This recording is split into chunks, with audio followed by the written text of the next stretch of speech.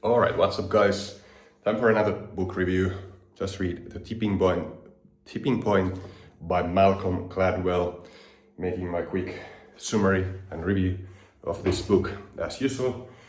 For some reason, this book was a little bit difficult to read. It's difficult to read, but I don't know why my mind was not able to really focus on this book that much, like in other books. I read also the other book, what was it called? Outliers by Malcolm Gladwell before. That was great, same author. So there's three main ideas in this book, and the one of them is, the first one that he talks about in the beginning of the book is the law of the few. And the law of the few means that there are like some influencers in society, or some people who have a major impact, where some people don't have that much impact at all. One example he used there is, for example, AIDS. The disease spreads mostly because of a few people who are very polygamous, or how should I say, they sleep around with a lot of people, and that spreads the disease.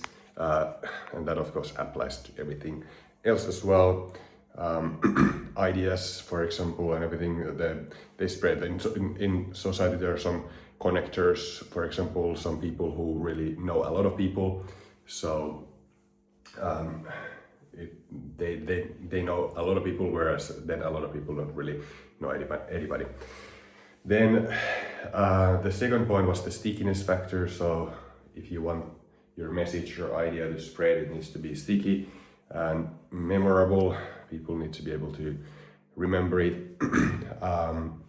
And then lastly, in the end of the book, he talks about, like, forgot what he called it, but maybe I can take a peek at the table of contents again.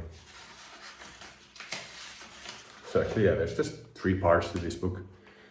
The one is the 3 rules of epidemics, then the law of the few, then there's the stickiness factor. Oh, sorry, there's actually more, I think, on the next page.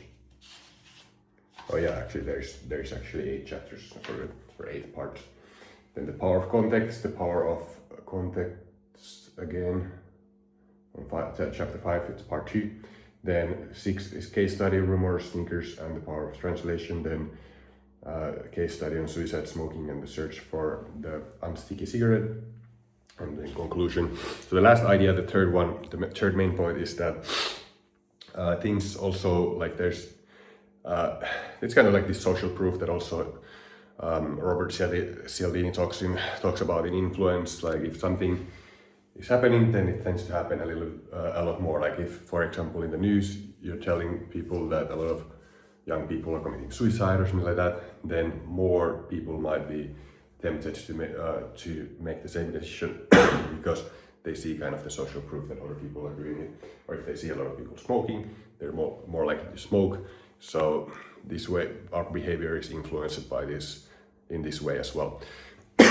So a lot of people like this book, they hype it a lot.